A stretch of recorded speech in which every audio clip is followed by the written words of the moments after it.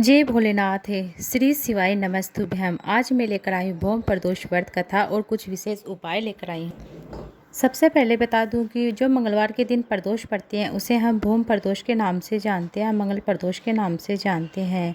एक समय की बात है, एक नगर में एक वरदा रहती थी। उसका एक ही पुत्र था।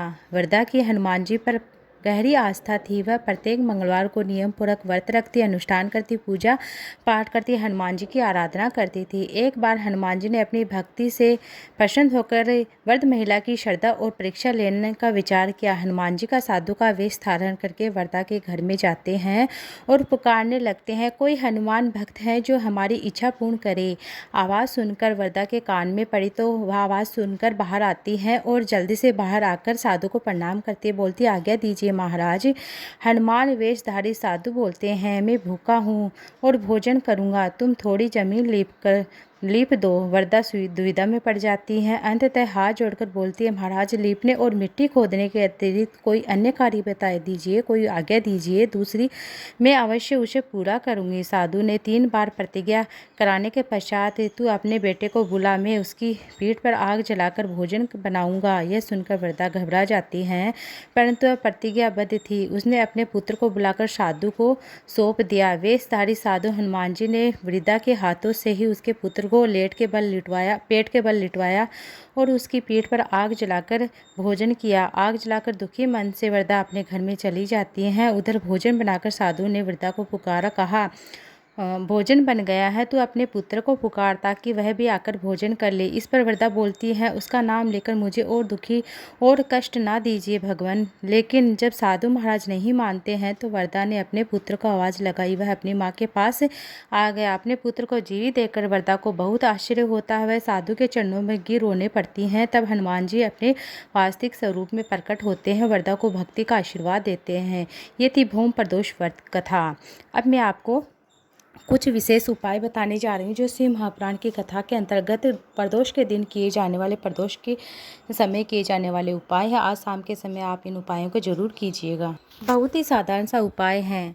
जब प्रदोष पड़े, बन सके तो 1 बेलपत्र, बन सके 5 बेलपत्र, समी पत्र, 1 हरे मूंग के थोड़े से दाने 1 लोटा जल में डालकर 1 बेलपत्र, हरा मूंग, समी पत्र और थोड़ा सा गुड़ का ढेली डालकर भगवान शिव का स्मरण करते हुए प्रदोष काल में, प्रदोष के दिन भगवान शिवलिंग के ऊपर वह जल अर्पित कर देते हैं। तो जिस कामना के लिए, जैसे एग्जाम में बैठ रहे हैं या कोई भी विकट समस्या है, प्रबल समस्या है, या व्यापार नहीं चल रहा है, या धन की कोई कर्जा बढ़ रहा है, धन नहीं आ रहा है, तो आप इस सोमवार के जो भी प्रदोष पड़ती हैं उस दिन आप प्रदोष के दिन, प्रदोष काल में इस तरह से उपाय करते हैं तो देवादिदेव महादेव वह कामना अति शीघ्र पूर्ण करते हैं। कम से कम 2-3 प्रदोष करके देखिएगा, आपकी जो भी कामना है भगवान अति शीघ्र आपकी जो भी कामना वह पूर्ण करेंगे। यह थी।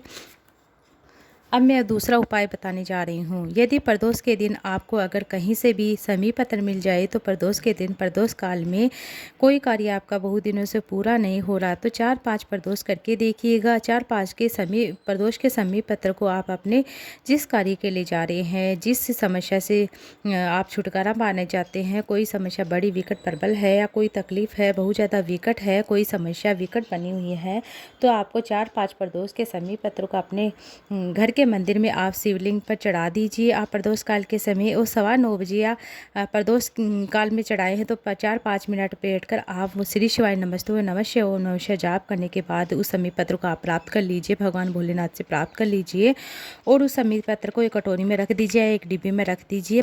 4-5 समी के प्रदोष के समी को आप अपने साथ लेकर जाइए। जिस कार्य के लिए जा रहे हैं उस कार्य में आपको सफलता जरूर देखने को मिले। अब मैं आपको प्रदोष काल के समय आपको 5 दीपक या 3 दीपक या 2 दीपक का उपाय बताने जा रही हूँ। जैसे कि आपको क्या करना है, आप कहीं पर भी नहीं जा पाते हैं तो आप अपने घर में, मंदिर में और अपने घर की चौखट पर आप ये 2 दीपक लगाना शुरू कर दीजिएगा। प्रदोष या सोमवार की सोमवार।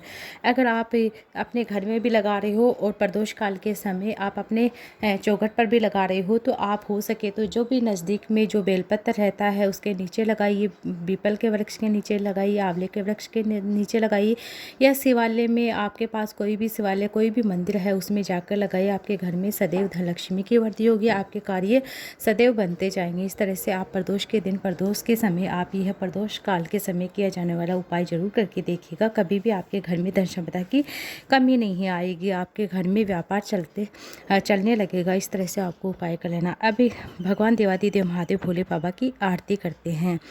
जय शिव ओमकारा, भज शिव ओमकारा, ब्रह्मा विष्णु सदा शिव अर्धांगी धारा। ओम जय शिव ओमकारा, एकानन चतुरानन पंचानन राजे, भोले पंचानन राजे, हंसाशन गरुड़ाशन वृषवाहन साजे।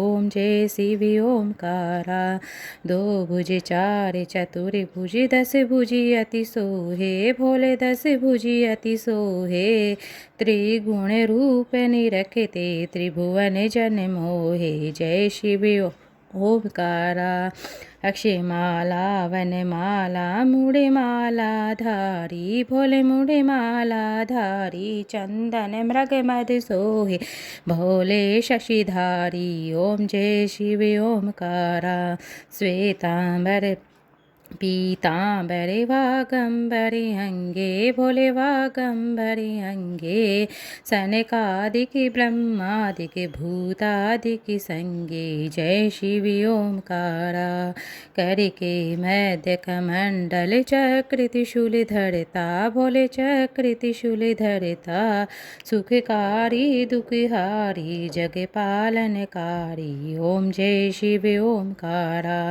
ब्रह्मा विष्णु सदा शिव जानत अविवेका, भोले जानत अविवेका, प्रणवांचर में शोभित ये तीनों एका। ओम जय शिव ओमकारा, त्रिगुण स्वामी जी की आरती जो कोई नर गावे, स्वामी जो कोई नर गावे, कहत शिवानंद स्वामी सुख संपत्ति पावे। ओम जय शिव ओमकारा, जय शिव ओमकारा, भोले जय शिव ओमकारा, जय शिव ओमकार। हर महादेव। श्री शिवाय नमस्तु। कर्पूर गौरम करुणावतारम संसार सारम भुजगेंद्रहारम सदा वसंतम हृदयारविंदे भवम भवान सहितन। हर हर महादेव। श्री शिवाय नमस्तु। श्री शिवाय।